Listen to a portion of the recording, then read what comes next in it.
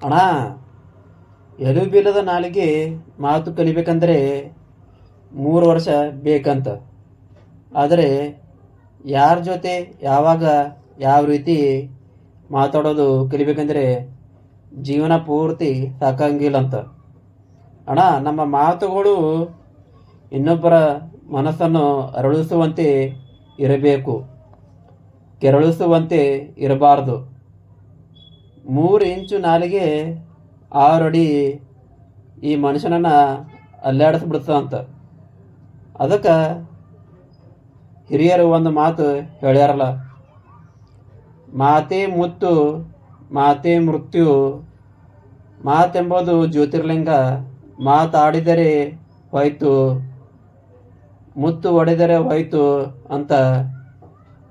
ಇನ್ನೊಂದು ಕಡೆ ನಮ್ಮ ಕೊಡ್ಕೊಳ ಮಡಿವಾಳಪ್ಪನವರು ತಮ್ಮ ತತ್ವಪಥದಾಗ ಅದ್ಭುತವಾಗಿ ಹೇಳ್ಯಾರ, ಮಾತು ಕಲಿಬೇಕು, ಮಾತಿನ